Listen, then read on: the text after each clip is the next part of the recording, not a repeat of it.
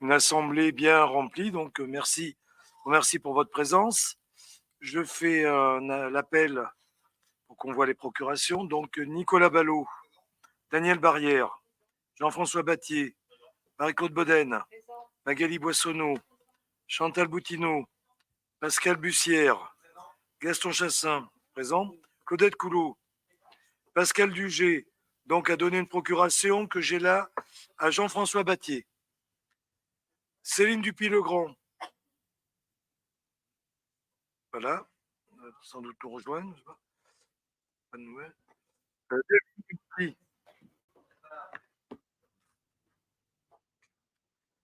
Bon, absente pour l'instant. De Alain Gerbeau, Catherine Goudou, Éric Gouvier, Frédéric Granet, Laurent Lafaille, Martine Le Petit, Bénédicte Marcoul-Soulier, Jean-Marie Mignot, Julien Morin, Jean-Jacques Morlet, Dimitri Nio-Souventou, Christian Reynaud, Marie-Josée Robert, Laure Rouberti, voilà, Gilbert Rousseau, Blanche Roux. Donc Blanche Roux a donné une. Oui, en attendant, elle a donné une procuration à Bénédicte. Donc voilà. Bon. Et Marilène Verdem. Voilà. Nous sommes donc fait l'appel. C'est noté là les absents. D'accord. Je vais proposer comme secrétaire de séance Jean-Jacques Morlet. Il n'a pas été secrétaire de séance. Si personne n'y voit d'inconvénient. Voilà.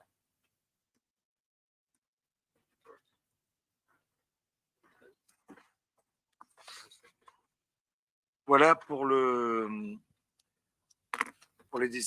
présences et la désignation de secrétaire de séance. Je vais mettre au vote le procès-verbal du dernier conseil municipal qui s'est tenu le 27 septembre 2023, c'est-à-dire il y a à peu près 2 mois. Est-ce qu'il y a des remarques sur ce procès-verbal? Bien, ben on passe. Alors, qu'est-ce qui s'oppose? Qui s'abstient sur ce procès-verbal? Je vous remercie. Donc, il est adopté. Nous allons donc passer aux différents dossiers soumis à délibération. Simplement, ben, vous souhaitez la bienvenue. Depuis l'on s'est vu donc dans cette configuration, 2 mois se sont écoulés. Il n'y a pas de, comme vous le verrez, les dossiers qui sont présentés là ne sont pas des dossiers très structurants, hein, mais des dossiers qui nous permettent d'avancer sur le quotidien. Voilà, et ils concernent, il y a un peu d'urbanisme, un peu de finance et des tarifs publics aussi, comme vous le verrez. Depuis 2 mois, eh bien, la commune, la rentrée est passée. Il n'y a pas de grande catastrophe, en tout cas dans la commune, tout va bien. On a essuyé bien sûr des tempêtes qui ont mobilisé nos agents jour et nuit et les élus aussi. En tout cas, je remercie tous ceux qui se sont investis, puisque malheureusement, et heureusement d'un côté, nous n'avons pas connu ce qui se passe dans certains départements sur le plan des inondations, même si la Valouane est un peu capricieuse, mais déborde sur des parties non habitées, hein, notamment sous le moulin là-bas. On peut dire, mais par contre, nous avons été très touchés par des arbres hein, qui sont tombés. On a échappé à 2 catastrophes à quelques heures d'intervalle. Voilà, donc c'est une problématique maintenant qu'il faut voir. Nos arbres ont été affaiblis par la tempête. Et donc, il y a un chêne de 100 ans qui semble très solide. En fait, il n'a plus de prise dans ses racines. Les racines sont pourries et en fait, ils tiennent en équilibre. Et le moindre vent les fait tomber. Donc, il y a eu un accident à côté de chez moi où l'arbre est tombé sur une voiture. Il a partagé la voiture en deux, hein, toute neuve, les pneus éclatés. Enfin, voilà. Donc, le deuxième arbre, qui était son jumeau, qui était dans le même état, menacé de tomber sur une maison le jour de la tempête, hein, le samedi après-midi, vous vous rappelez. Donc la dame était complètement affolée. Donc j'ai pris sur moi avec les agents, on a fait tomber l'arbre. On n'a pas eu besoin de tronçonneuse. Hein, et il suffit de tirer un peu, effectivement, il serait tombé dans la nuit avec le sol, les feuilles. et donc et le lendemain à 6 heures du matin, hein, c'est un arbre qui est tombé sur la route, des Geaux. C'est qui c'est qui m'a appelé? Oui, c'est Laurent, hein, tu m'as appelé. Voilà, devant une dame qui arrivait en voiture, elle a pilé contre l'arbre à 2 ou 3 secondes près, voilà. Donc ce sont des on a vraiment frôlé la voilà, des accidents comme chaque fois et c'est de la faute à personne, mais voilà, il faut être très, très prudent effectivement, éviter de circuler, quand c'est, bon parce que même si ce ne sont pas de grosses tempêtes comme on a connu un moment qui peuvent justifier des arbres qui tombent, là, c'est pas le cas. C'est l'arbre qui est mort, très fragile, et pourtant ça ne se voit pas forcément de visu. Donc j'ai demandé au service de regarder dans les parties communes. En tout cas, on peut pas regarder tous les arbres de la commune, mais c'est ceux qui risquent de tomber sur des maisons ou sur de la voie publique. Si on en aperçoit, on sera obligé de les tomber avant qu'ils tombent, quoi, hein, voilà, parce qu'ils sont en fin de vie en fait. Et de toute façon, s'ils tombent pas, si on les coupe pas, ils vont tomber dans l'année. Et en faisant plus de dégâts dans le parc de la mairie aussi, il faut qu'on jette un coup d'œil, hein, parce que il y a un moment que voilà, il y a des arbres complètement morts, donc on peut pas les laisser, ça devient des dangers ensuite là-dessus. Voilà, je voulais dire. Donc ensuite, donc merci donc à tous ceux qui sont intervenus. C'est pas facile d'intervenir la nuit ou même en journée par mauvais temps. Il y a un risque d'accident d'ailleurs, hein. Euh, Ensuite, donc bien les travaux qui continuent sur des gros projets, notamment les l'EHPAD. Donc hier, il y avait deuxième, la commission de sécurité de la deuxième phase qu'on a pu visiter avec ceux qui sont au CA. Il y a eu une première réunion vendredi dernier, les pompiers ont refusé, hein, l'ouverture. Parce qu'il manquait effectivement, parce que ben, les entreprises n'avaient pas fait terminer leur boulot, notamment il y a des problèmes d'isolants qui auraient pu s'enflammer s'ils n'avaient pas été recouverts. Donc les pompiers ont été, la réunion a été un peu houleuse, mais ferme, mais en même temps, le pompier a laissé une porte ouverte, il est revenu hier. On avait dit aux gens qu'ils déménageaient aujourd'hui, hein. Donc, vous voyez, donc les entreprises ont été sommées de finir le travail, ce qu'elles ont fait. Ce qu'elles n'ont pas fait quand il faisait beau, notamment là où il fallait le faire, elles ont attendu qu'il pleuve pour le faire. Donc après, toujours voilà le résultat. Bien, donc aujourd'hui, la phase 2 de l'EHPAD et on peut y vivre, hein, les personnes, les résidents vont aménager. On a dû déménager des meubles dès aujourd'hui. Donc à ce jour, donc, il y a 61 chambres de terminées sur 80, ce qui est quand même voilà, hein, des chambres de 24 mètres carrés, très agréables. Ça n'a rien à voir avec ce qu'on a connu avant. Donc on a la phase 1 et la phase 2 de l'EHPAD qui sont terminées. On peut s'en féliciter.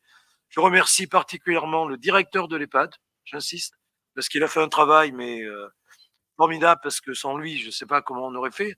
Tous les jours, il est là. C'est quand même un chantier qui a pris du retard. Bon, il y a eu le Covid, voilà, mais qui fait que on est en site occupé. Il va rester encore une vingtaine de chambres à 2 lits, mais des grandes chambres, hein, puisqu'elles ont été refaites.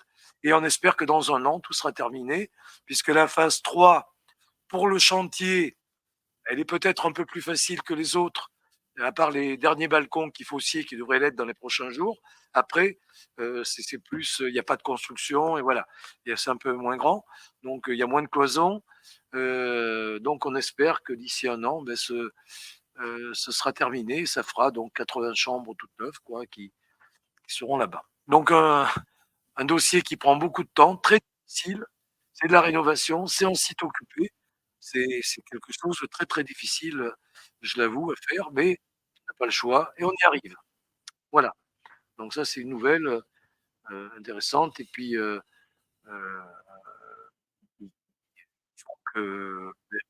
remercie Marie-Claude et Martine qui m'accompagnent à l'EHPAD aussi, qui travaillent notamment sur le bien-être des gens au CVS, parce que pendant les travaux, je sais que votre action a été très utile, de médiation.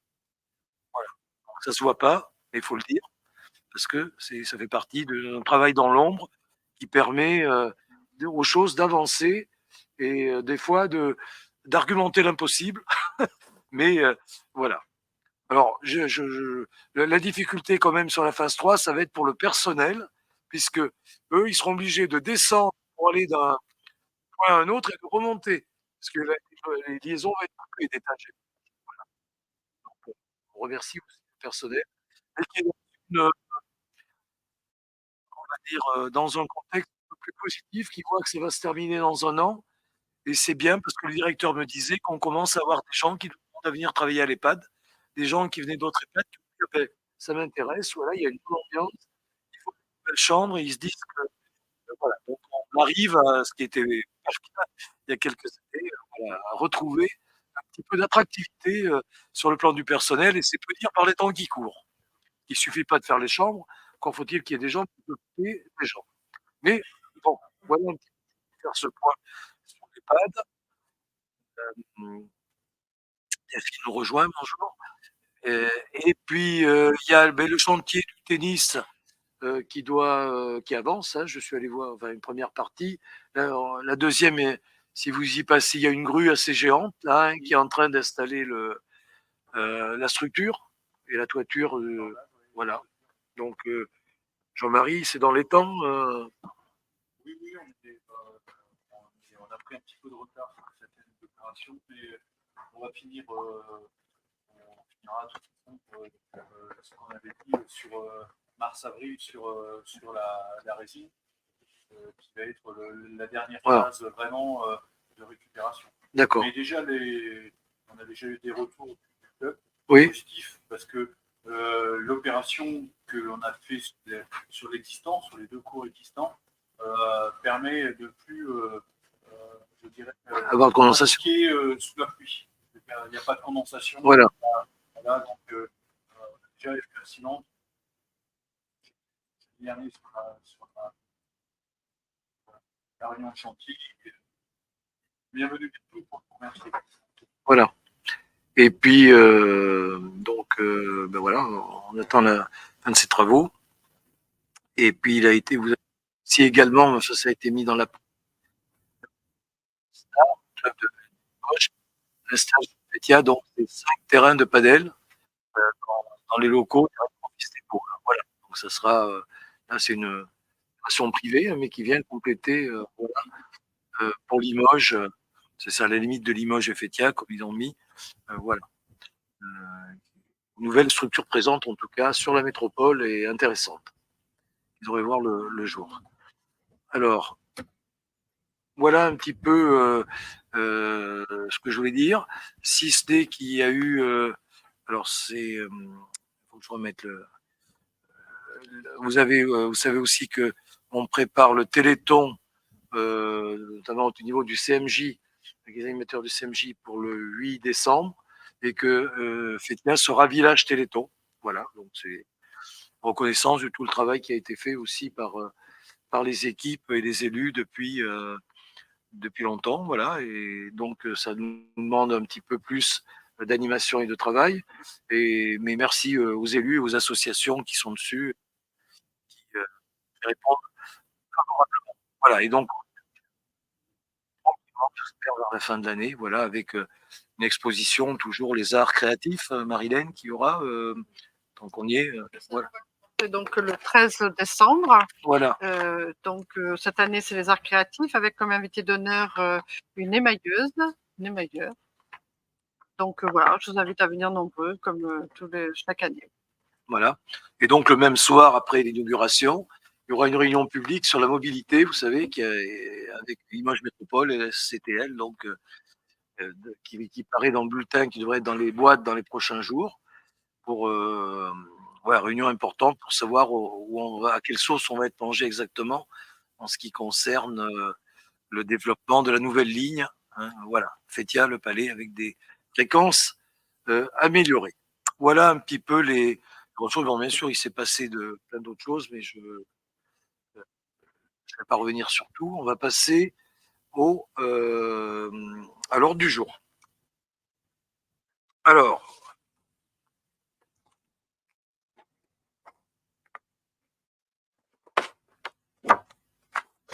donc, délibération numéro 1. Donc, c'est le compte rendu de délégation du maire. Donc, je vous fais simplement un compte rendu que j'ai signé un avenant de prolongation du marché assurance SMAC, voilà, du 2019-2023, du 1er janvier 2024 au 30 juin 2024, pour nous permettre de préparer le nouveau marché. Comme ça se produit souvent. Voilà. Ensuite, je vais passer à la délibération numéro 2, donc cotisation au comité des œuvres sociales placé auprès du centre de gestion de la Haute-Vienne au 1er janvier 2024. Je rappelle au conseil municipal que l'action sociale est une obligatoire des collectivités envers leur personnel, que notre collectivité cotise au centre de gestion de la fonction publique de la Haute-Vienne. Prestation du comité des œuvres sociales, association loi 1901, placée auprès du centre de gestion répondant à cette obligation d'action sociale. Il vous est proposé que notre collectivité vote les nouveaux montants des cotisations à compter du 1er janvier 2024, qui ont été adoptés en AG du 22 mai 2023 à 14 h. Donc, je vous demande de bien vouloir approuver les montants suivants. Part patronale, 0,85% de la masse salariale totale, avec un minimum de 145 € par agent et 72,50 € pour les mi-temps sur 2 collectivités. Ce pourcentage est à appliquer sur le montant annuel déclaré à l'URSSAF, année N-1, régime général et régime particulier. Cotisation des retraités, 25 €, pas de part patronale.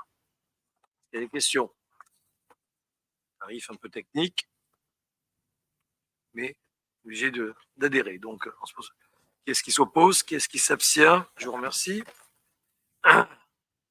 Recours au conseil en évolution professionnelle, CEP, proposé par le Centre de gestion de la fonction publique territoriale de la Haute-Vienne. Donc, le Code général de la fonction publique indique que l'agent public peut bénéficier à sa demande d'un accompagnement personnalisé destiné à l'aider à élaborer et en mettre en œuvre son projet professionnel, notamment dans le cadre du conseil en évolution professionnelle. Le maire informe les membres du conseil municipal que le centre de gestion propose aux collectivités territoriales et aux établissements publics du département de l'Haute-Vienne une mission de conseil en évolution professionnelle visant à accompagner les agents. Accompagné par un ou une conseiller en évolution professionnelle, spécifiquement formé à cet effet, l'agent identifie ses compétences, ses motivations, ses intérêts professionnels dans l'objectif de définir un nouveau projet professionnel. Cet accompagnement peut répondre à un besoin de mobilité préventive, de reconversion, de développement des compétences, à un souhait de mobilité interne ou externe. Il est composé de rendez-vous physiques et ou d'ateliers collectifs. La durée totale peut atteindre 24 heures d'accompagnement et se déroule sur une période pouvant aller jusqu'à 12 mois. Les outils spécialisés sont utilisés pour aider à la définition du projet, bien sûr dans la stricte confidentialité. Pour que l'agent ait une meilleure représentation du métier ciblé, des enquêtes métiers auprès des professionnels et des immersions professionnelles peuvent être proposées avec l'accord de l'autorité territoriale afin d'encadrer les périodes de stage. Une convention d'immersion est signée par les parties concernées. Afin de bénéficier du conseil d'évolution professionnelle, soit la demande émane de l'agent, soit elle vient de la collectivité, en accord avec l'agent, on n'impose pas. L'accompagnement pourra être réalisé pendant le temps de travail. Pourra. C'est pas obligatoire. C'est pas obligatoire. Ce premier rendez-vous a pour but de présenter l'accompagnement du CDG, de déterminer les attentes de chacun et de vérifier l'adéquation entre l'accompagnement et la situation exposée. Le recours en évolution, conseil en évolution professionnelle nécessite la signature d'une convention entre l'employeur et le CDG. Cette mission fait l'objet d'une tarification forfaitaire spécifique en fonction du nombre d'agents. Donc, le nombre d'agents, donc nous, c'est plutôt 50 agents et plus, donc ça coûterait 400 €. Voilà. Il y a des questions? Oui. Oui, je voulais juste connaître le recul que l'on a entre la part des demandes qui sont faites par l'agent directement ou par rapport à la demande de la collectivité. Parce qu'on a deux cas possibles. Soit c'est l'agent qui demande pour lui pour avoir une formation spécifique, ou alors c'est la solution par la commune, comme on l'a sur la délibération. Donc, je voulais juste savoir la proportion qui était donnée et est-ce qu'on avait beaucoup d'agents qui passaient en individuel. C'est nouveau, donc on n'a pas de recul là. Voilà. Mais ça me permet de préciser effectivement que c'est un dispositif nouveau. Voilà. Donc, on n'a pas le recul encore là-dessus. C'est intéressant à ce moment-là de voir quelles vont être les demandes individuelles Oui, par oui, rapport à. donc, enfin, on n'a pas adhéré encore. C'est vous qui allez nous le dire. Hein. Voilà. C'est une proposition. Là-dedans, est-ce qu'il y a d'autres remarques? Bon, c'est quelque chose qui, bon, 400 €, c'est pas, voilà, c'est pas une somme énorme. Si ça peut apporter de l'aide à des salariés dans une société où la mobilité est souvent de mise, hein, de plus en plus. Et puis, effectivement, il y a des gens qui peuvent, de façon ou une autre, avoir un conjoint qui change de région, qui sont amenés à partir. Il y a plein de raisons qui font que voilà. Souvent, les gens font pas la démarche parce que, comme on dit, ils ont la tête dans le guidon. Là, c'est peut-être pour qu'ils se posent, pour réfléchir et voir comment ils peuvent améliorer enfin, en tout cas, faire une transition professionnelle dans un autre domaine. Bien, qui est-ce qui s'oppose à cette proposition d'adhésion? Qui est-ce qui s'abstient? Voilà, mais quelque chose de nouveau pour la collectivité.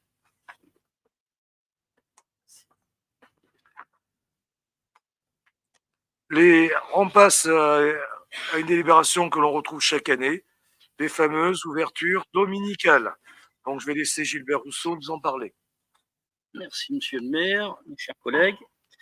Donc, comme disait monsieur le maire tout à l'heure, c'est une délib qui revient tous les ans. Donc, il n'y a rien qu'un changement de date, parce qu'on se rend compte que c'est pour l'ouverture de 2024. 2023 bientôt se terminer.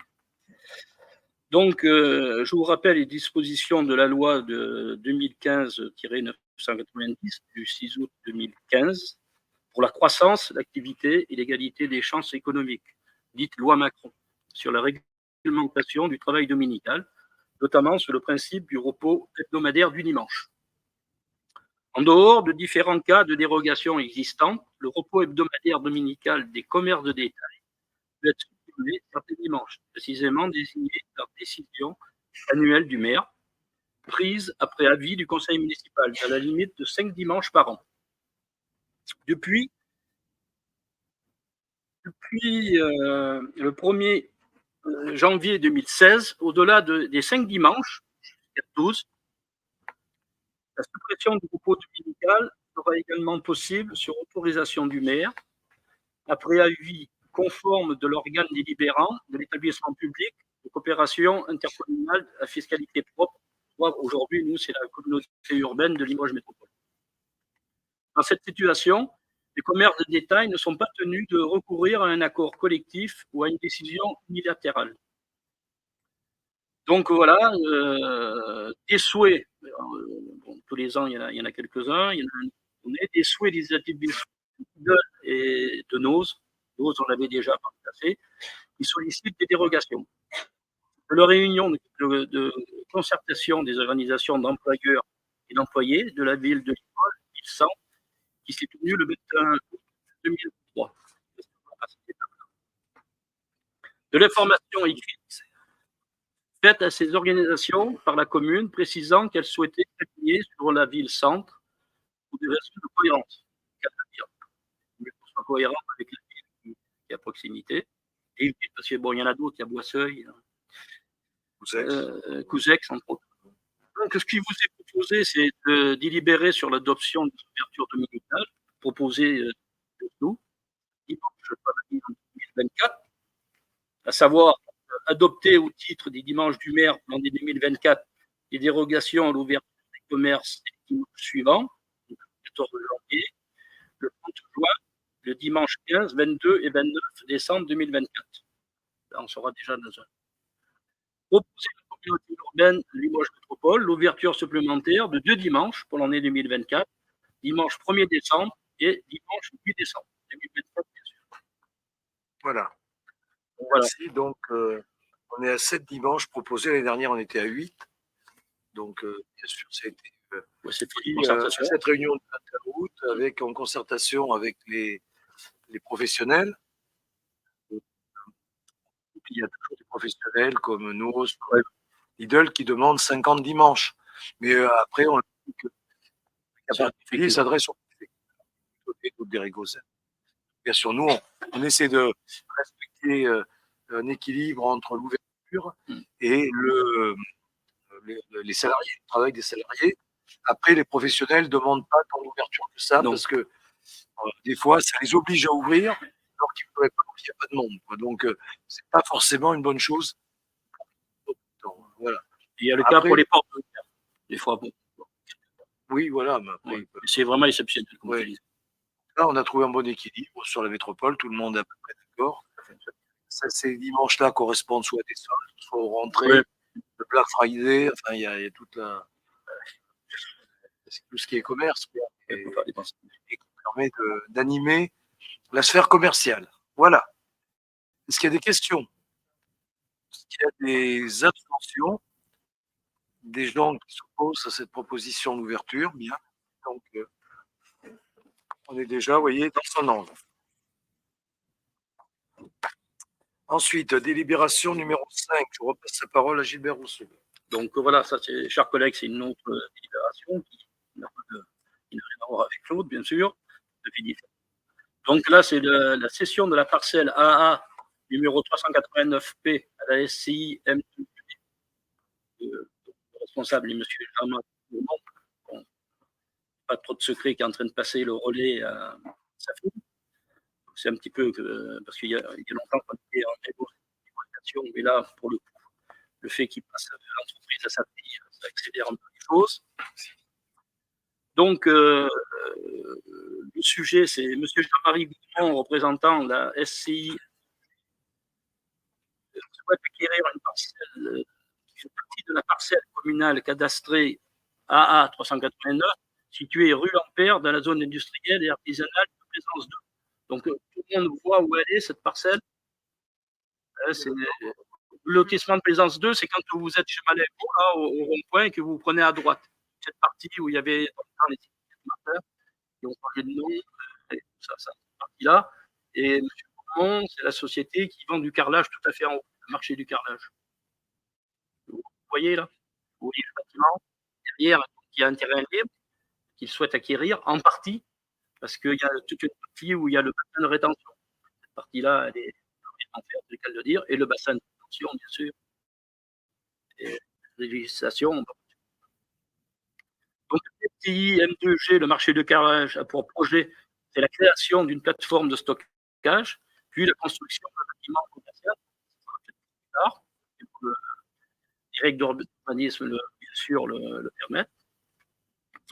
La commune ne souhaite céder qu'une superficie d'environ 1000 m². Donc, ça sera à définir cette surface précisée lors de la division parcellaire à intervenir, afin de conserver un accès et la propriété du bassin d'orage situé sur le fond de la parcelle.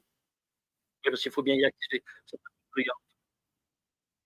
Afin de procéder à la cession de terrain, l'avis de France Domaine a été sollicité. L'estimation numéro 2023 8765-52 en date du 5 juillet 2023 a fixé la valeur vénale de ce terrain à 30 € le mètre carré. C'est ce que les terrains avaient été vendus à l'époque.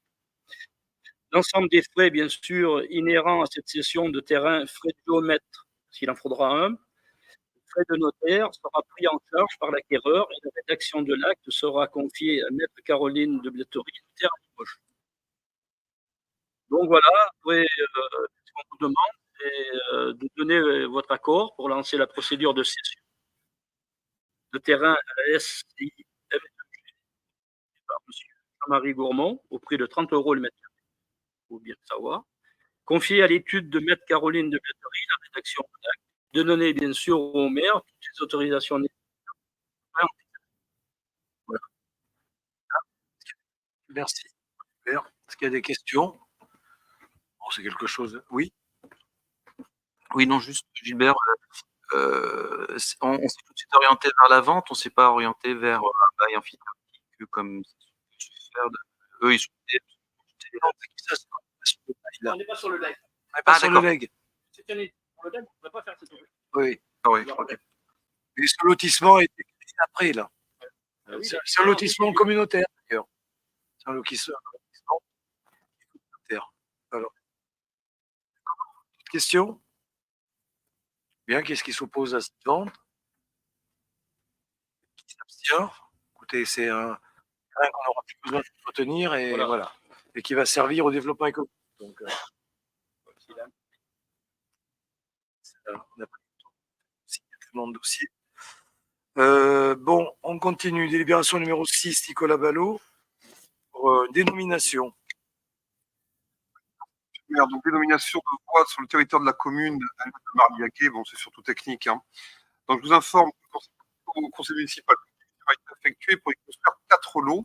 Hein, vous pouvez suivre plutôt sur le plan qui est en annexe.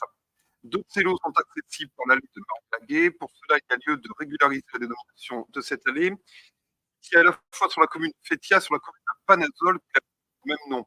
Oui. Pour la bonne compréhension. J'espère. Oui, c'est pas tout nous qui nous alignons.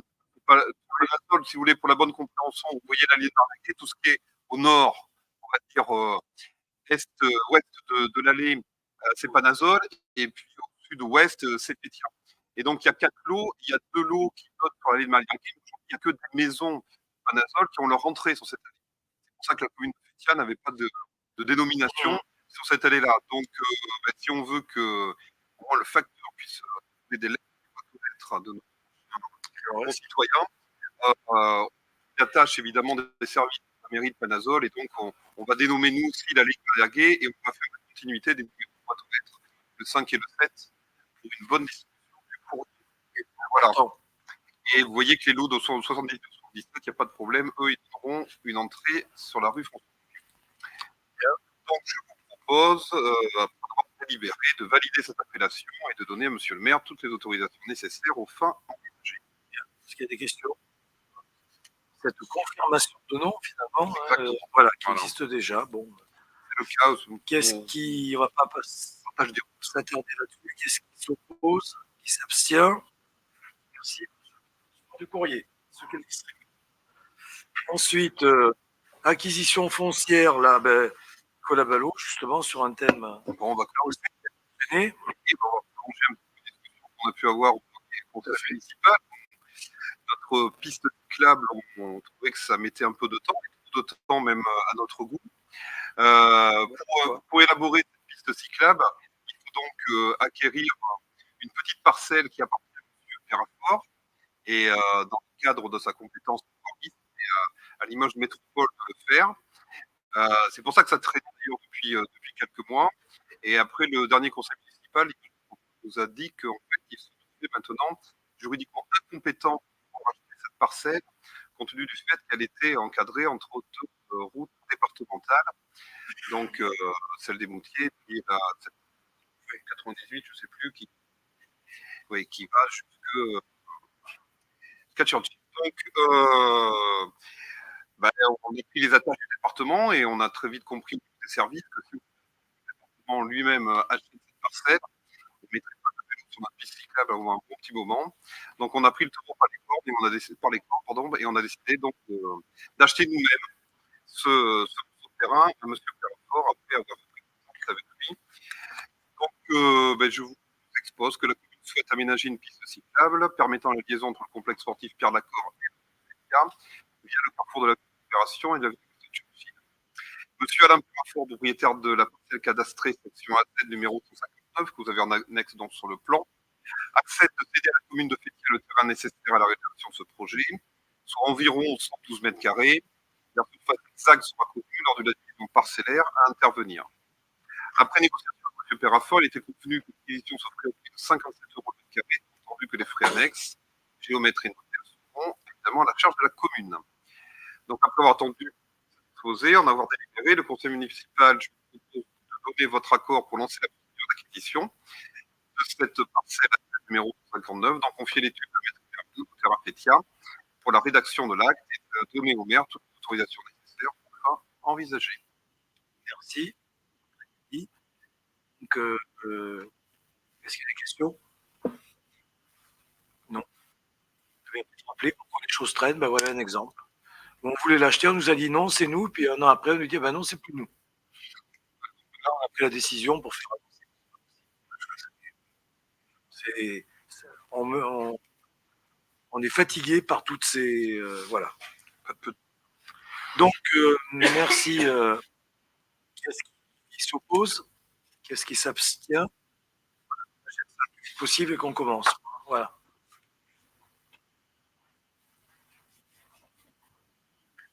Et c'est 5 000 € de plus à payer par la commune. Comment? On espère que ce sera 5 000 € de moins. Oui.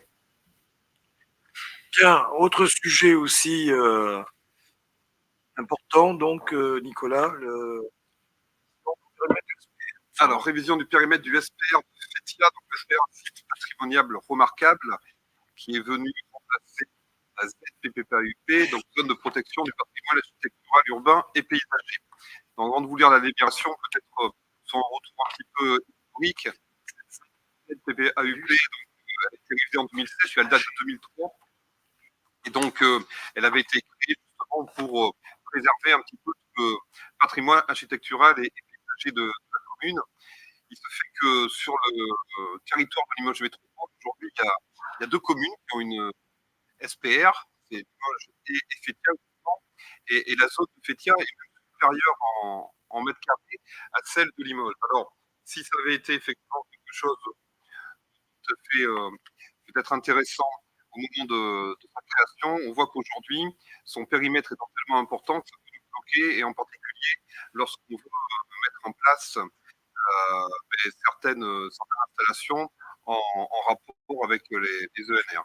Donc il convient, en partenariat avec Limoges, qui va faire de même, de revoir un petit peu le périmètre de ce SPR. Donc, je vous rappelle que le SPR de Fétia est actuellement réglementé par les documents de la ZPPAUP, c'est-à-dire que la révision remonte à 2007. Depuis la loi en 2016-225 relative à la liberté de la création, à l'architecture et au patrimoine du 7 juillet 2016, la ZPPAUP de Fétia est devenue de plein droit un SPR, nouveau dispositif de protection créé par la loi. Village ou quartier dans la conservation, la restauration, la mise en valeur présente au point de vue historique, architectural, archéologique, artistique ou paysager à d'intérêt public. Ils peuvent donc être au même titre que les espaces ruraux et paysages qui forment avec ces villes, villages et quartiers, un ensemble cohérent qui sont susceptibles de contribuer à leur conservation et à leur mise en valeur. Or, le document en vigueur concernant Fétia est obsolète dans le traitement des contextes environnementaux et juridiques, en particulier dans les énergies renouvelables, la mise à jour du patrimoine arboré. En outre, bien qu'elle ait contribué à la protection des qualités patrimoniales du centre-ville, certaines expressions peuvent s'avérer bloquantes, notamment dans la mise en œuvre des projets de développement durable et du renouvellement urbain. L'évolution du document est donc essentielle pour concilier les enjeux environnementaux, les patrimoines bâtis et paysagers, l'attractivité des territoires, le cadre de vie. La délimitation d'un SPR doit justifier de son intérêt architectural, archéologique, artistique ou paysager. Le SPR peut couvrir tout ou partie communale ou s'étendre sur une commune. Il est donc nécessaire en premier lieu un document afin de proposer le périmètre du futur classement sur la base d'un argumentaire complet apportant la justification de sa délimitation par une étude préalable. Lorsque l'autorité compétente en matière de documents d'urbanisme prend l'initiative de proposer la révision du périmètre d'un SPR, elle saisit le préfet après délibération de l'organe délibérant de l'EPCI. Dans le territoire est concerné par le projet de SPR sont également consultés. Ainsi, afin de mettre en œuvre le lancement de cette procédure de révision du périmètre SPR de Fétia conformément aux dispositions du Code du patrimoine, il convient que le conseil municipal soit consulté préalablement sur le lancement du projet. C'est pourquoi je vous demande, après en avoir délibéré, d'accepter le lancement de la procédure de révision du SPR de la ville de Fétia et la sollicitation par le protocole de préfecture pour mettre en œuvre cette procédure. Là, donc, j'ai présidé justement à Limoges Métropole la réunion de lancement de décision du préfet. Il faut savoir que pour réviser le bâtiment de France et les services du ministère de la Culture, donc, on a bien fait état de la disproportion de notre périmètre par rapport à celui de Limoges. C'est-à-dire que celui de Limoges est déjà trop grand, plus grand. Voilà, donc ça ne va pas du tout. Donc il va falloir, mon ami, lancer donc cette procédure qui est très longue, très complexe et pour lequel un cabinet sera nommé, évidemment. Ça remonte jusqu'au ministre de la Culture. Et il faut minimum 4-5 ans. Modifier ça. Voilà. J'en dis pas plus. On peut espérer que dans 2 ans, on arrive sur le zonage peut-être à faire valider un zonage. Ce qui nous intéresse d'ailleurs, surtout le zonage, qui va vraiment encore tout simplement parce qu'à l'époque, bon, on était dans une autre dynamique. Il y a on avait étendu la ZPP, simplement, même si ça c'est quelque chose, c'est la zone qui a été réservée à cette époque, qui peut être gérée par le PLU, ne justifie pas de choses exceptionnelles, quoi. Enfin, et voilà. Donc il faut, donc bien sûr, on va pas tout à supprimer, peut-être bon, enlever, diminuer le zonage, pour garder que donc ça sera, on part pas de zéro parce qu'on a déjà travaillé sur la préparation du PLU. Donc on a déjà des idées sur ce qu'il faudrait garder, quoi, et qui ne posera pas de problème au niveau des instructions de permis, parce que plus personne s'y retrouve d'ailleurs. Et voilà, c'est plus en adéquation avec, comme on le disait tout à l'heure, la transition environnementale, par exemple, et des choses comme ça. Est-ce qu'il y a d'autres questions? Bien. Bah, écoutez, qui s'oppose à ce lancement de révision de notre SPR? Qui s'abstient? Voilà, j'espère qu'on aura l'occasion de voter le résultat de tous ces travaux. Mais c'est important, hein. Honnêtement, c'est vraiment important. Surtout qu'au début, on nous avait dit qu'on n'avait pas le droit de le réviser, donc on a perdu déjà 2 ans. Et là, on est revenu nous dire, ah ben, on s'est trompé, vous avez le droit. On ne dira rien, mais c'est quand même. Donc là, on travaille en étroite collaboration avec le maire de Limoges, dossier qui concerne. D'ailleurs, il n'y a que 3 communes en Vienne. SPR, il y a fait, enfin, il y a Saint-Léonard. Enfin, il n'y en a pas beaucoup, quoi. C'est.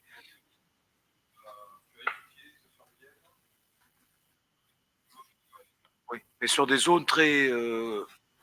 Beaucoup plus. Voilà. Ensuite, on passe à la numéro 9, qui autorise le maire à engager arrêter les dépenses d'investissement.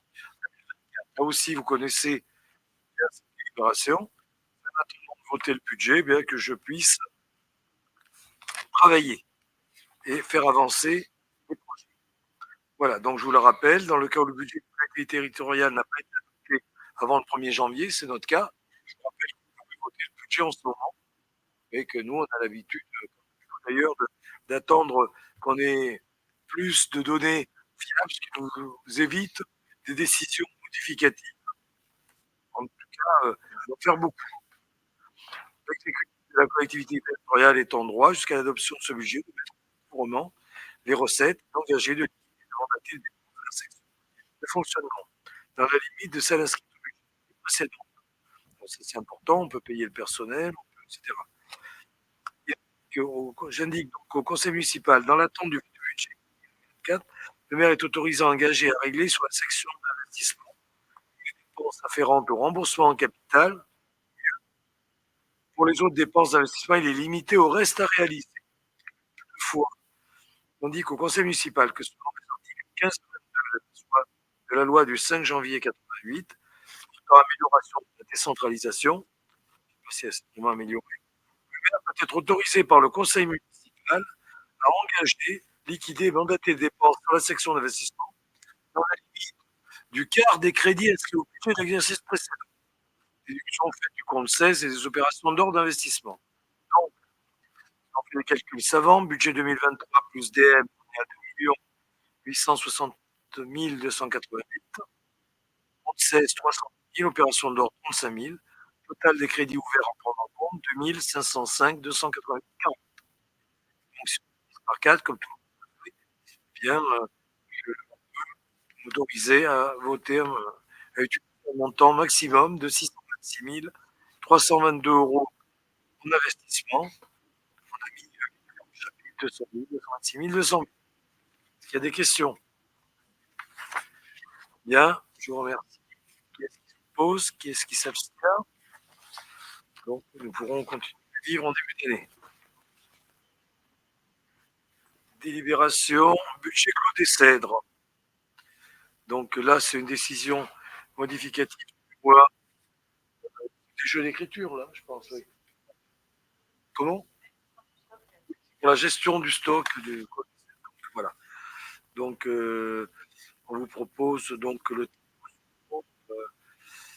avec variation des stocks aménagés 13 970 €, qu'on retrouve en bas. Voilà, c'est simplement des opérations d'écriture sur lesquelles je passerai vite, à moins que vous ayez des questions. Mais bon, voilà. Qu'est-ce qui s'oppose? Qu'est-ce qui s'abstient?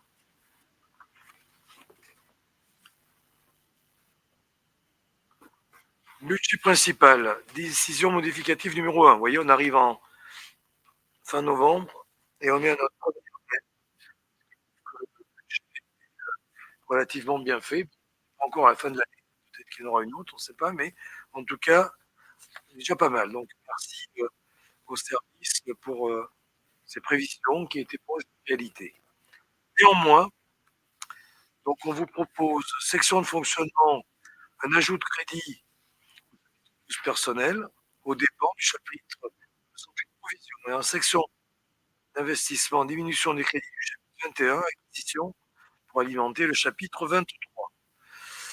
Voilà, donc il s'agit d'une charge de personnel, donc une augmentation de crédit de 94 000 et sur en investissement, donc c'est 100 000 €, c'est ça? Voilà.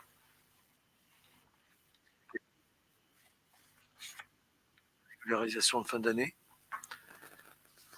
Bien. Que quelqu'un s'oppose à ces écritures, là aussi.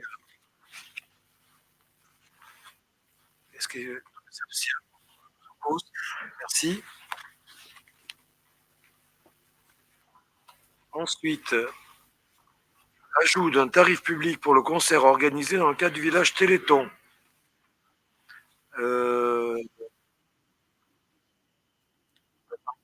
Peut-être peut nous la lire, si tu l'as sous les yeux, puisque ça concerne le Téléthon. Alors, je vous informe donc que la commune de Fétia sera les 8 et 9 décembre 2023 village Téléthon du département de la Haute-Vienne. Dans ce cadre, la commune de Fétia organise un concert le vendredi 8 décembre à 21 h à l'espace Georges Brassens au profit de l'AFM. Toutes les recettes de ce concert seront reversées à l'AFM. Il y a lieu de rajouter un tarif public au tarif de la saison culturelle 2023-2024. Donc, le tarif de ce concert sera de 5 €. Pour avoir pris connaissance du projet, je vous invite à donner votre accord donc, à ce projet et à Monsieur le maire toutes les autorisations nécessaires aux fins envisagées. Voilà. Parce qu'on ne savait pas que ce concert aurait lieu, c'est pour ça qu'il est. Non, puisqu'on a mis en place pas mal d'animations et donc ce concert le mercredi soir. Il y aura également un spectacle jeune après-midi aussi à Brassens. Voilà. Voilà. Tu peux donner le nom du groupe? Le nom du groupe, c'est les Alligators. Voilà. Comment? Et ça sera à 21 h. Donc. Un concert qui a du mordant. Apparemment. Bien. Qui est-ce qui. Il y a des questions? Qui est-ce qui s'oppose? Qui s'abstient? Donc c'est reversé, bien sûr, au Téléthon.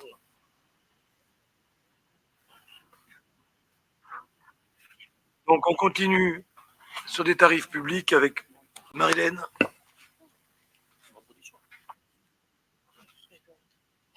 Voilà. Alors, comme chaque année, je vous propose cette délibération qui nous permet de fixer les montants des partenariats dans le cadre du salon du Festival des Pastels. Donc, cette année, nous avons réduit à 3 montants différents. Effectivement, nous avions un montant un peu supérieur et nous avions quasiment pas de partenaires qui souhaitaient participer à cette hauteur. Donc, je vous propose vous avez le tableau donc sous les yeux.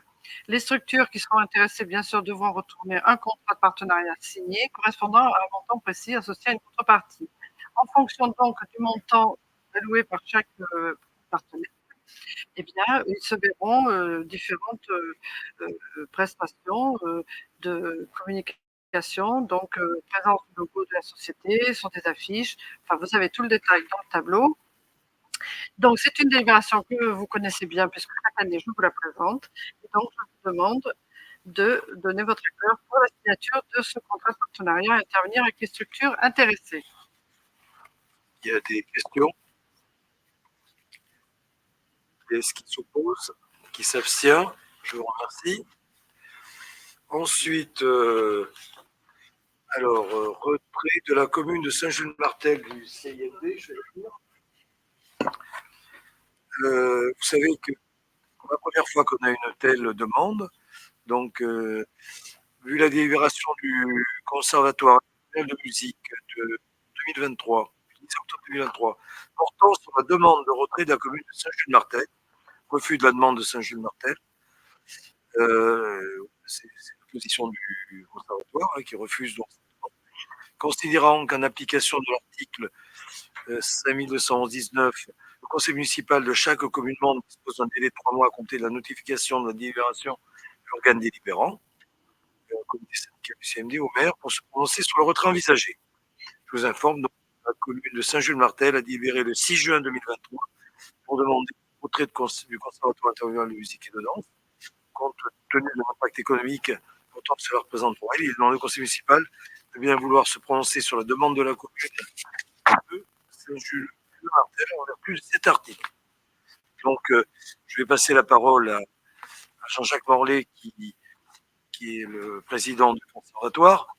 Simplement, je rappelle qu'on a déjà eu la commune de Bonac-la-Côte, que je rappelle que quand on a créé le syndicat, on s'est bien mis d'accord en disant qu'on le crée, mais qu'on ne pouvait pas en sortir, parce qu'on ne peut pas en sortir. Sinon, on dédommage les autres communes, à vie, je dirais. Et sinon, le syndicat n'existe plus, parce que si tout le monde s'en va, il n'y en a qu'un qui reste après. Donc, voilà. Alors, je sais bien que les temps sont durs, effectivement. La culture en fait les frais, peut-être, pourquoi pas. Mais voilà, j'ai pas de jugement à porter là-dessus. Par contre, sur le reste, voilà, d'autant plus que, voilà, je Martel, il y a quand même, au-delà de retrait, il y a quand même des adhérents au syndicat, enfin, des élèves conservatoires. Donc, Jean-Jacques, est-ce que tu as ajouter des précisions? Oui, Et après, vous pourrez poser d'autres questions si vous en avez. Oui, merci Gaston, monsieur le maire. C'est un peu le même que Bonac-la-Côte, mais quand même d'une manière différente sur le fond, hein, dans le sens que Saint-Just-Martel,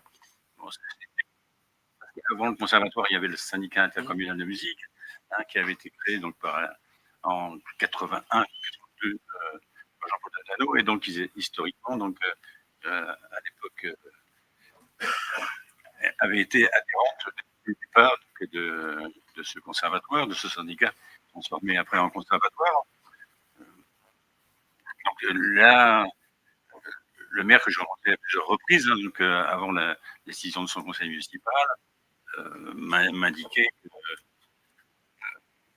qu'il fasse des économies au niveau de ces communes, et que malgré ce qu'il ait pu un an ou deux avant, la culture en faisait des frais. Lors d'une allocution, la culture fait des frais d'économie, c'est pas bon signe. Effectivement, c'est pas trop bon signe. Ce que je regrette, si vous voulez, donc après, chaque commune est libre de sa pensée, c'est exact. Sauf que il a souhaité, comme l'a rappelé Gaston, donc réaller à ce conservatoire. Depuis maintenant toute la saison passée, il n'a pas payé, alors que c'est pour toute l'année de 2023 et fin 2022.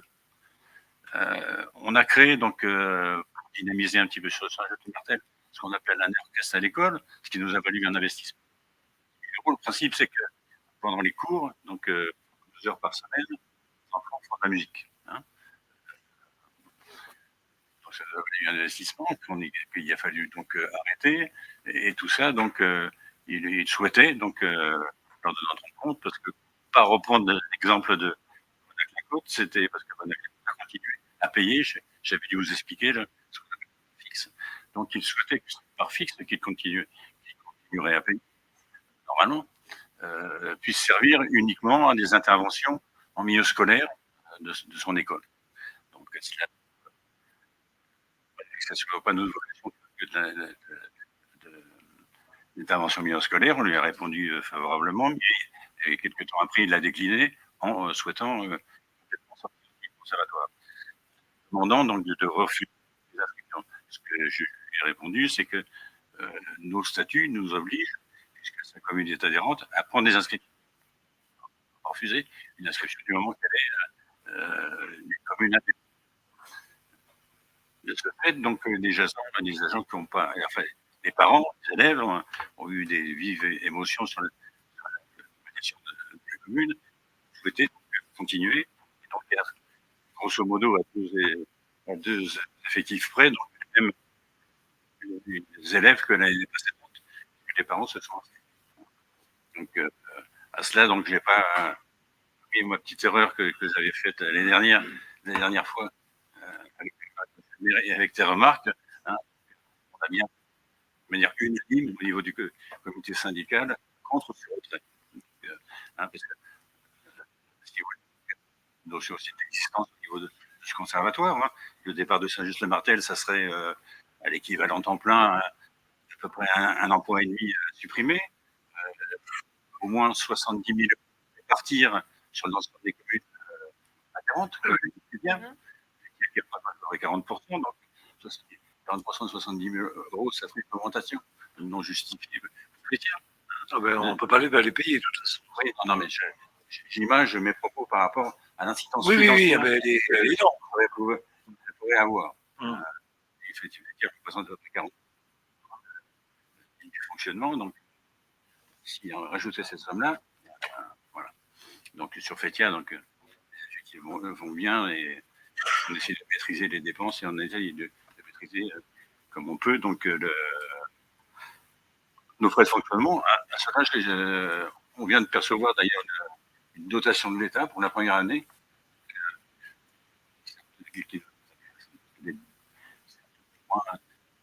Moins forte que les subventions qu'on pouvait avoir sur Fétia, mais de 18 000 euros de l'État, hein, pour répondre aux questions d'inflation et aussi l'augmentation des salaires qu'on a eu l'année dernière. C'est une bonne nouvelle. Ils ne seront pas imputés aux communes. Hein, des sommes qui ne seront pas imputées aux communes, quoi, finalement. oui, voilà, parce que cette somme-là, oui, verse au budget. Ouais. Hein, voilà. Donc, moi, ce que j'ai avoué, je peux répondre évidemment à toutes vos questions par rapport à ça, hein, c'est de refuser, donc, si vous le pouvez, si vous êtes d'accord, hein, de refuser ce demande de Saint-Just-le-Martel. Merci. Je demanderai au secrétaire de séance de bien voter au procès verbal que je participerai pour le vote. Bien sûr. Pour éviter. Mais est-ce que tu peux nous rappeler combien il y avait d'élèves hors scolaire à Saint-Just-le-Martel? Il y a une quarantaine d'élèves. D'accord, c'est 40 élèves. C'est-à-dire qu'on est dans le cadre d'une activité musicale qui a ses clients. C'est pas un problème voilà, avec des chants qui reviennent. Voilà. Donc, on peut dire le syndicat, mais il n'y a pas d'adhérents, ils sont pas bons. Ah oui, c'est pas le cas là. Non, c'est pas le cas là. Il y a quelque chose qui tourne. Il n'y a pas de plainte. Après, c'est uniquement financier. Le nombre d'élèves au total du syndicat, tu peux nous le dire sur la tête? C'est du rappel. 100 élèves au niveau de la musique, un peu plus au niveau de la danse. D'accord. Sur Fétia, donc on a précisément 55 élèves en musique, 25 en danse. D'accord. C'est stable. Hein.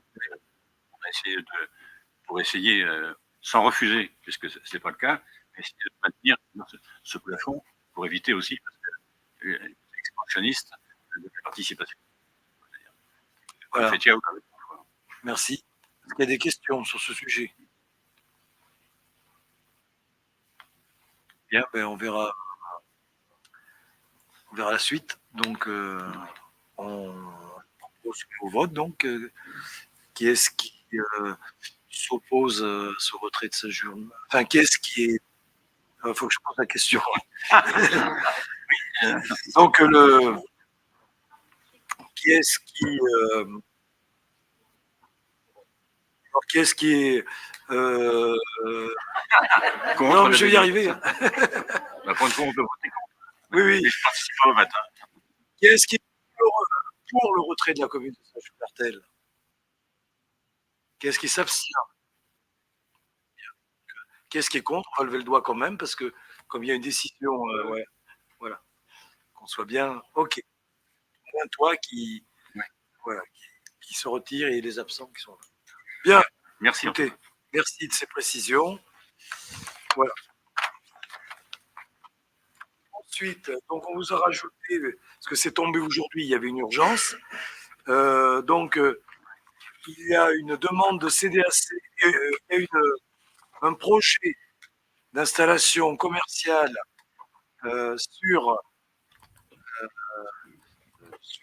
Je vais vous faire voir si cet ordinateur peut se réveiller. Voilà. Donc, sur un projet, ce que j'avais donné, moi, j'avais demandé au porteur de projet en lui disant que j'étais pas d'accord. C'est un projet commercial sans très flou, c'est-à-dire pas de projet précis. Donc nous sommes à Castorama, là la vieille route là, qui est en un état, voilà. Oui. Et sur ce espace vert là, Castorama a vendu cet espace, enfin dans cet espace vert, une société qui voudrait faire là plusieurs 1000 ou 2000 mètres carrés de cellules commerciales. Sachant que ça va exactement dans l'encontre de ce que l'on nous dit aujourd'hui. Et j'ai assisté à un atelier à la mairie de Limoges l'autre jour, disant que les cellules, on était plutôt en train de les démolir qu'en créer en ce moment. Vous allez vous promener à Carrefour, juste à côté, voilà, où on mettrait des magasins peu qualitatifs qui existent d'ailleurs juste à côté, notamment, on avait parlé de Cavavin, alors qu'on en a une qui a du mal à soutenir, des magasins Action. Bon, vous voyez ce que je veux dire, il y en a un, si vous voulez, vous pouvez aller à Boisseuil, c'est pas très loin, hein, si on est passionné par ce genre de magasin, enfin voilà, etc. Donc, la problématique, c'est, on est un petit peu dans la situation du Lidl, hein, c'est-à-dire qu'ils déposent sans dire ce qu'ils font. Et parce que du temps de Lidl, quand ils déposaient, ils n'étaient pas obligés, à moins de 1000 mètres carrés, ils n'étaient pas obligés de demander une CDAC. Enfin, on n'avait pas le droit de demander de CDAC. La loi a changé. En dessous de 1000 mètres carrés, le maire, dans les 8 jours qui suivent le dépôt, c'est ça, hein, 7 jours, j'ai le droit de demander une CDAC. C'est-à-dire qu'au moins, ça permet de contrôler. Sauf que là, je ne sais pas si on va pouvoir faire une CDAC, parce que comme ils n'ont pas, soi-disant, dénommé exactement ce qu'ils allaient faire dedans, on ne peut pas. Voilà. Alors, à tout hasard, quand même, je vous demande l'autorisation de déposer une CDAC. Comme c'est dans les 7 jours, au moins, on aura fait ce travail. Parce que là, on va se retrouver avec une verrue. Je vous rappelle qu'on n'a pas réglé le problème de cette route qui est privée. Ils rentreraient par là. Enfin, voilà. Aucun projet précis dans ce projet. On construit pour construire. Il y a des gens qui ont trop d'argent, sans doute, hein, je ne sais pas où ils la trouvent, se construisent des locaux, alors qu'il n'y a pas le marché derrière, il y a des cellules vives à côté. Et on artificialise en plus cette parcelle. Et voilà, est-ce qu'il y a des questions? Donc c'est tombé, le permis a été déposé. C'est aujourd'hui, il fallait que je réagisse par rapport à cela, c'est pour ça que je remercie le service pour faire ça au dernier moment, mais ça s'est fait, voilà. Pas de questions? Après, ça suivra pas, mais au moins, on aura fait le geste. Après, c'est tellement complexe, il y a tellement de façons de détourner la loi que. Oui. Oui. Elle appartient à Castorama. Là, elle est en pleine propriété à Castorama. Là. Comme le parking, comme. Voilà. Ils vendent un morceau de leur parking. Alors que déjà, ils n'ont pas trop de place pour mettre les voitures. Hein. Oui, c'est tout plein. Donc, ça va poser des problèmes fluviales, ça va poser. Enfin, voilà. Enfin, pour l'instant, on en est à l'instruction, mais ils ont déposé le projet. Bien. Allez, je vote. Qui est-ce qui est contre le fait que je dépose une CDAC? Qu'est-ce qui s'abstient? Voilà pour la première. Et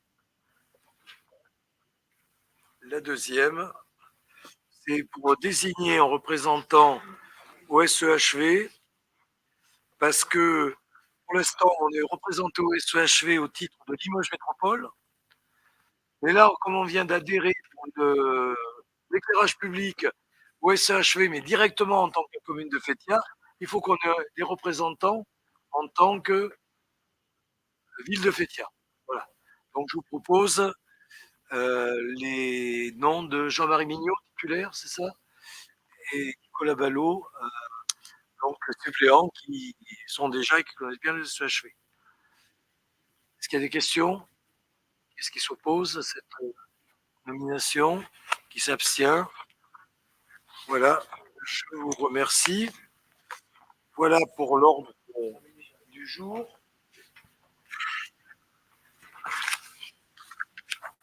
Ensuite, je crois que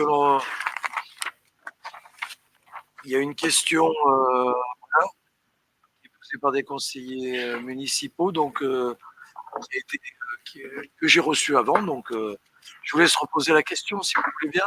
Merci, monsieur le maire. Donc, l'objet de la question, c'est police municipale et sécurité, bilan et perspective.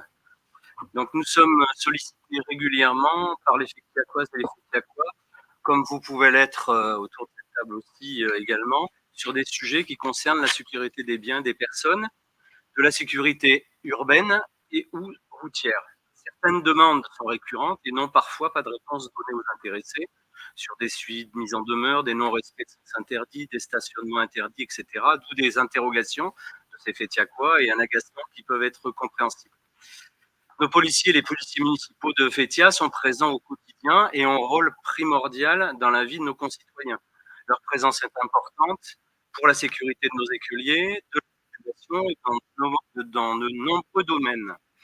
Il est compréhensible que leur emploi du temps soit bien rempli et la question se pose de la taille critique, d'autant qu'au moins un de nos policiers pourrait prochainement partir en retraite.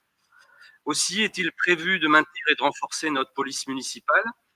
Quelles sont ces missions prioritaires en lien avec la police nationale et d'autres mesures de prévention sont-elles prévues pour le renforcement de la vidéosurveillance en particulier? Merci. Oui, donc la police et la sécurité des gens, bon, c'est effectivement quelque chose auquel on fait attention quotidiennement. On est tous appelés, interpellés sur des problèmes de sécurité, c'est normal. On y répond régulièrement, même très régulièrement, parce que enfin bon, il se peut que j'ai oublié quelqu'un, mais on aborde en bureau toutes les problématiques, elles sont directement toutes les dangers sont transférés au bureau et on se penche sur les problématiques. Alors, déjà, je vais faire deux bilans, parce qu'avant de parler de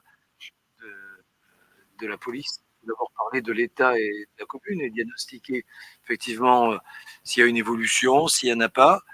Nous sommes dans une commune avec une population stable. Donc, j'ai reçu, et je le remercie, le major Jean Dillon, qui est venu me voir il y a quelques jours, à peu près 2-3 semaines. Il fait le tour des communes, voilà.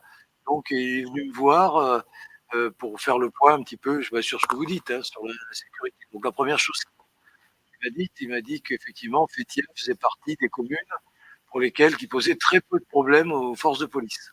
Très peu, parce qu'effectivement, il n'y a pas d'émeutes régulièrement, il n'y a pas de voilà, ils interviennent très peu, ils interviennent surtout des fois pour des accidents ou des comme ça. Et donc j'ai demandé à faire le point avec lui. On a fait le point sur les cambriolages depuis plusieurs années. Je rappelle que quand j'ai été élu en 2013, il y avait 42 en moyenne cambriolages par an. C'était la moyenne, il faut le rechercher. Donc on a travaillé, on a mis les caméras, notamment les caméras vidéo. Hein, on était les premiers d'ailleurs de la couronne en placer, même si tout le monde n'était pas d'accord à cette époque et on nous regardait un peu de travers. Maintenant, c'est rentré dans les mœurs. Donc voilà, là je ne vais pas remonter jusqu'en 2013, donc on était 42 là. Ça avait baissé ensuite à 20 cambriolages en 2018-19, moyenne qui était stable. Hein. C'est-à-dire qu'on avait divisé par deux à peu près le nombre des cambriolages. Je parle des cambriolages pour les habitations. Voilà. En 2020, 2021, il y avait le Covid. Donc là, on est descendu à 5 et à 10, mais ce n'est pas significatif.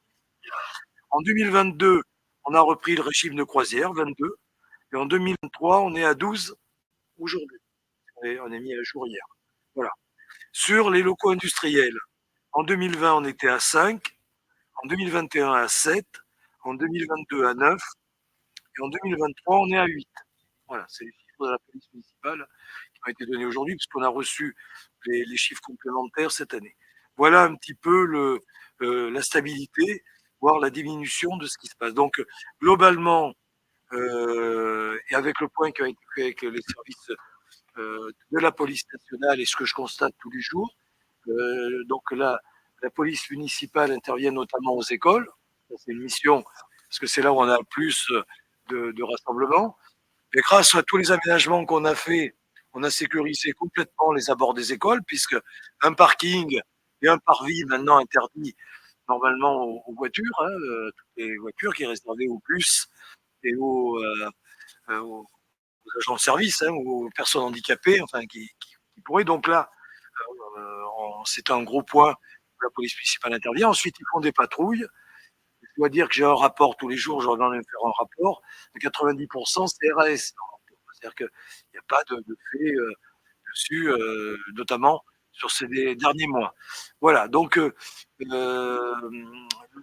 l'avenir, c'est de garder une commune, parce que si on en est là, c'est pas un hasard, parce que le problème de la sécurité, c'est pas tellement de mettre plus de police, c'est de continuer à ce que la ville propose à nos enfants, à nos jeunes et moins jeunes, des activités pour que justement, ils ne soient pas dans la rue à traîner, à faire des bêtises. Ouais, ce qui a provoqué, on le sait, dans certaines villes, des émeutes et des bagarres. Donc voilà, c'est de continuer à travailler politiquement sur une politique qui permet de développer le sport, la culture, le social, ce que l'on fait, quoi. Et on a le résultat aujourd'hui. Quand je dis qu'on met le paquet sur le sport, c'est parce que au moins on est sûr que ces gens-là ne sont pas en train de faire de bêtises. Alors après, sur la police municipale, quel est son avenir? Vous me dites qu'il y a quelqu'un qui part à la retraite.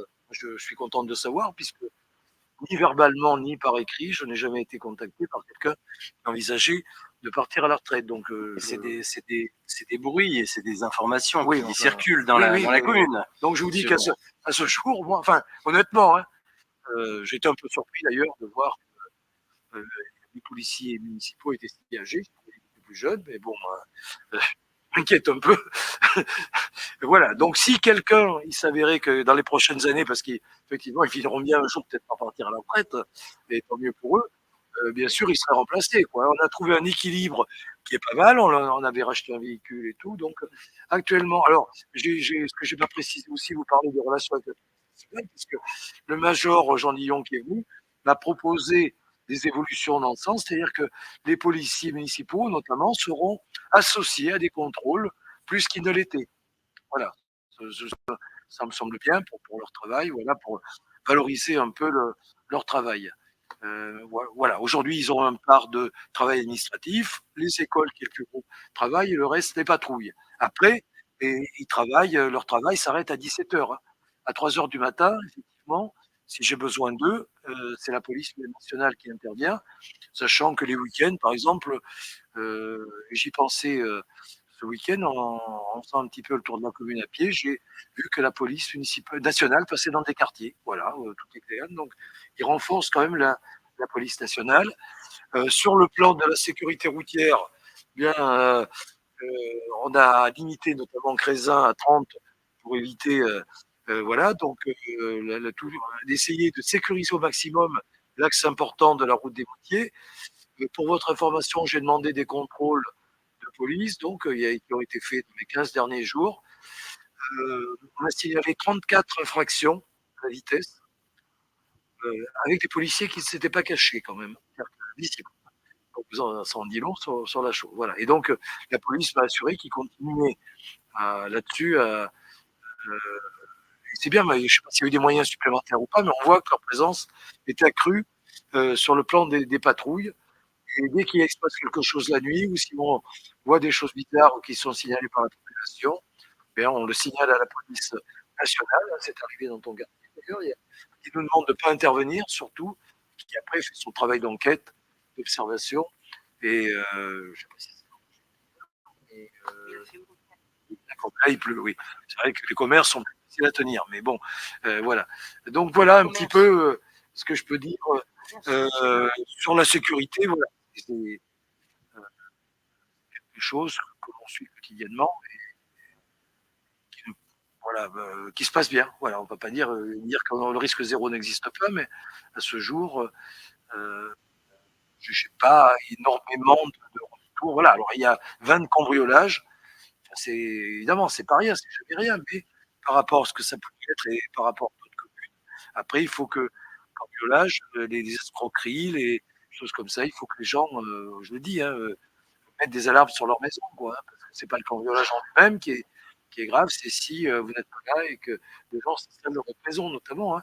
Et sur les cambriolages que je vois passer, c'est tentatives de cambriolage, parce que les gens ont de plus en plus d'alarmes et il y a très peu de vols. Hein, voilà. Alors, après, sur les entreprises, bien sûr, ben, il y a toujours le même nombre chaque année, quelques entreprises, les camions qui se font fracturer.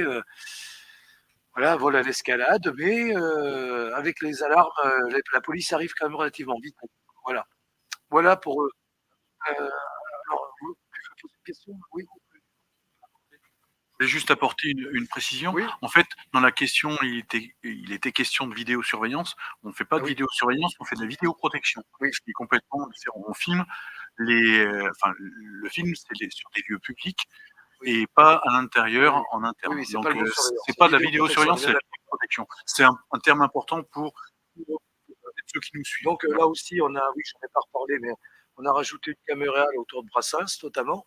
On a renforcé les caméras. Là, on a mis sur le rond-point, on a enlevé la caméra circulaire qu'il y avait pour mettre 4 caméras. 2 ou 4 d'ailleurs, je ne sais plus. 4.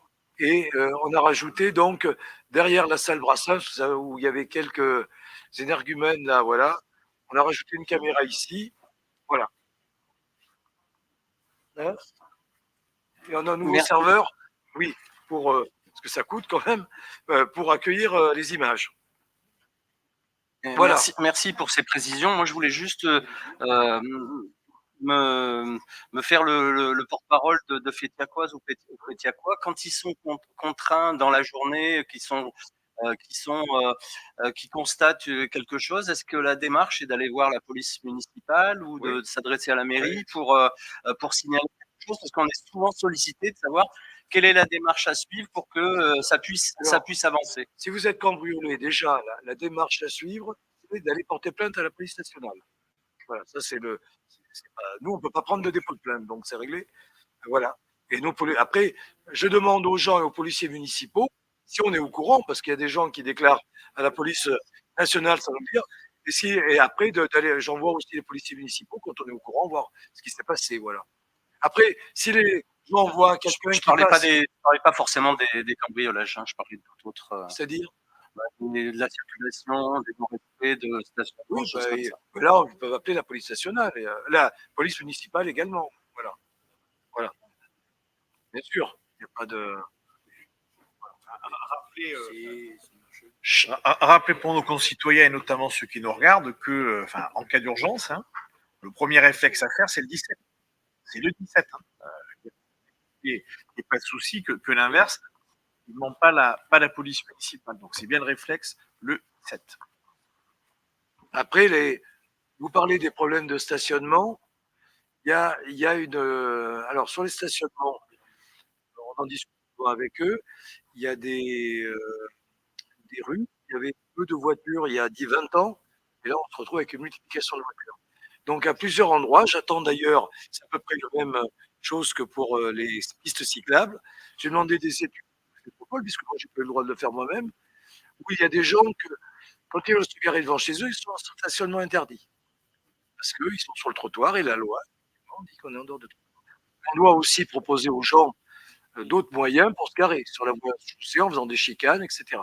Donc, on essaie d'étudier ça avant de verbaliser. Parce que si je verbalise des gens et qui n'ont effectivement l'évolution des voitures n'ont pas de solution. Il y a pas beaucoup. Il y a 2-3 endroits, effectivement, qui sont un peu critiques, où il y a beaucoup trop de voitures parce que les maisons sont vendues. Voilà. Donc c'est là-dessus qu'on essaie de travailler, de proposer des solutions puisqu'on n'est quand même pas non plus dans le centre-ville de Limoges, avant de verbaliser. Mais on en parle, j'en parle avec les policiers municipaux. Voilà. Voilà sur le sécurité. Puis sur les départs à la retraite, ben, j'attends. Voilà. Et bien sûr qu'on recrutera quelqu'un, en tout cas, on ne descendra pas. On a trouvé un bon équilibre. Peut-être qu'un jour il en faudra 3. Aujourd'hui, c'est pas justifié. C'est pas justifié parce que voilà, ils font bien leur travail, il n'y a pas de problème. On est voilà. Après, sachant qu'ils sont là aussi pendant, je vous dis, on peut pas faire des rondes avec des policiers municipaux non armés, c'est pas possible, quoi. C'est trop dangereux. On peut pas mettre les policiers municipaux devant des dangers qui, voilà. C'est aussi pour ça que quelqu'un qui est en danger, il faut qu'il peut appeler la police municipale, mais surtout la police nationale, parce que ne pas faire intervenir des policiers municipaux et qui se prennent une balle, c'est plus vite arrivé qu'on ne pense maintenant. Voilà. Comme je fais attention, je demande aux élus, même quand on est d'astreinte, de ne pas intervenir là-dessus. Hein. Par exemple, vous avez vu ce qui s'est passé pour certains maires pendant la nuit des émeutes. Ça ne sert à rien d'aller au-devant des émeutiers. Hein. Ce n'est pas le maire qui a peur, hein, ni personne d'autre. Donc malheureusement, voilà. Mais bon, on a eu pendant les émeutes 2 cambriolages qui ont profité, c'est pas vraiment des émeutes ici, qui ont profité de la diversion, on va dire, liée par les manifestations pour cambrioler donc les magasins de moto. Voilà, on a toujours des cambriolages, mais bon, pour l'instant, on se maintient, on touche du bois. Voilà, après les actes, autres actes, je ne les ai pas lus, mais ils sont devenus nuls. Attaque dans la rue, etc. Enfin, c'est à zéro pour l'instant, sur cette année. Ça, c'est un tout, hein. C'est pour ça qu'on fait attention. Et la commune grossit pas vite hein, par rapport à d'autres communes et qu'on restera entre les 6005, 6006, voire 6007 maximum, parce que je crois qu'on est la taille où ça reste maîtrisable. On connaît les quartiers, on a aussi une politique de logement, de mixité répartie un petit peu dans toute la commune. Ça joue énormément, ce qui fait qu'on n'a pas de quartier. Voilà. Après, le principal que je vois même vers chez moi, mais ça se calme un peu, et là, la police intervient, c'est des ventes sauvages, inopinées, spontanées de produits stupéfiants. C'est-à-dire que maintenant, ils se garent à un endroit, que ce soit à Fétia ou à Seuil, etc., puis ils donnent rendez-vous aux gens. Le lendemain, ils vont ailleurs. Alors ça, c'est voilà, bon, voilà. Mais on n'a pas eu trop d'ennuis de ce côté-là, quoi. Voilà. Bien. Est-ce qu'il y a d'autres questions? Écoutez, merci en tout cas de votre présence, de votre participation. Alors, on a éventuellement prévu un conseil municipal le 18 décembre. Je dis éventuellement, parce que si il s'avère que les délibérations, on peut attendre le mois de janvier, c'est peut-être pas la peine de vous reconvoquer. Si par contre on a besoin d'une décision modificative, en principe non, mais je ne sais pas, il peut se passer des choses. Ou alors un dossier comme celui-là, au pire, on vous le confirmerait. Pour l'instant, vous le notez, on ne l'annule pas, on vous le dira assez tôt. Hein. Voilà, pour éviter de se réunir une autre fois. Voilà. Allez, merci, bonne soirée.